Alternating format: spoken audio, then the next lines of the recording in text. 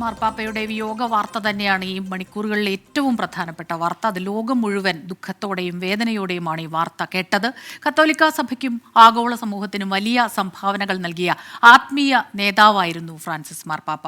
സാമൂഹ്യ നീതിക്കായും പാർശ്വവൽക്കരിക്കപ്പെട്ടവരുടെ ഉന്നമനത്തിനായും പോരാടിയ പോപ്പായി ഫ്രാൻസിസ് മാർപ്പാപ്പ അറിയപ്പെട്ടു. അഭയാർത്ഥികൾക്കും കുടിയേറ്റക്കാർക്കും ദരിദ്രർക്കും ഒപ്പമായിരുന്നു എപ്പോഴും ഫ്രാൻസിസ് മാർപ്പാപ്പ.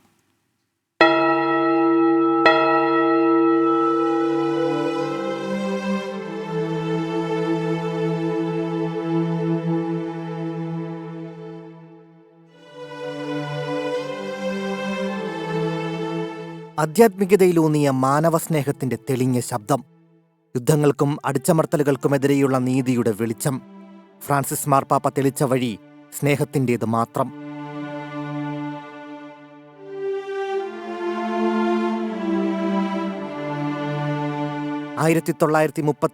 ഡിസംബർ 17 ജനിച്ച അർജന്റീനക്കാരൻ ഹോഹെ മരിയോ ബെർഗോളിയോ ദൈവവഴി തിരഞ്ഞെടുത്തത് ലോകത്തിന് സമാധാനത്തിന്റെ വെളിച്ചം പകരാൻ.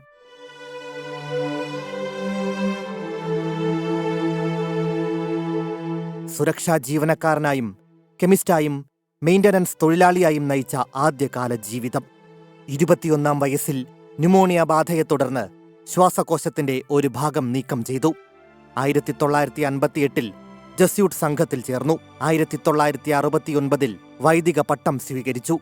1998 ബ്യൂണസ് അയേഴ്സിലെ ആർച്ച് ബിഷപ്പായി അഭിഷിക്തനായി. 2001 ജോൺ പോൾ രണ്ടാമൻ മാർപ്പാപ്പ കർദിനാളാക്കി.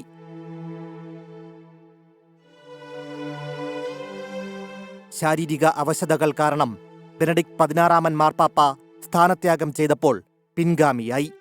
2013 മാർച്ച് 13 ആഗോള കത്തോലിക്ക സഭയുടെ 266 മാർപ്പാപ്പയായി സ്ഥാനാരോഹണം.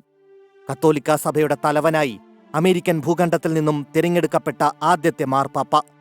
ജസ്യൂട്ട് സഭയിൽ നിന്നുള്ള ആദ്യ മാർപ്പാപ്പയുമായി പോപ്പ് ഫ്രാൻസിസ്.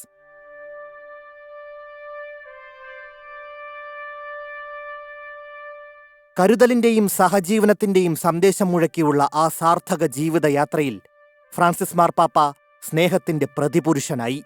മതങ്ങൾക്കിടയിലെ ആശയവിനിമയത്തെ പിന്തുണച്ചു.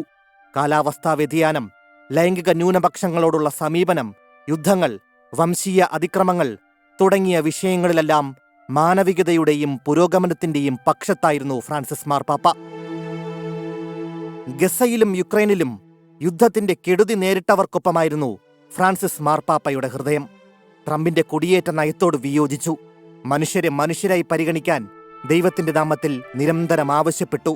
അത്യാഡംബരത്തിന്റെ പളപളപ്പിനോട് മുഖം തിരിച്ചു നിന്നു. ഉരുളുകൊണ്ടുപോയ വയനാട്ടിലെ ജീവിതങ്ങൾക്ക് വേണ്ടിയും ആ കൈകൾ ദൈവത്തിന് നേരെ നീണ്ടു. ഒടുവിൽ നിത്യനിദ്രയിലേക്ക്. ഇനി ഫ്രാൻസിസ് മാർപ്പാപ്പ ഇല്ലാത്ത ലോകം. ലോകം അത്രമേൽ കഠിനമായി കടന്നുപോയ കാലഘട്ടത്തിൽ സ്നേഹത്തിന്റെ പ്രാർത്ഥനാഗീതങ്ങളുമായി മുറിവൊപ്പിയതിന്, സ്നേഹത്തിന്റെ കരം നീട്ടിയതിന് നന്ദി. Research desk 24.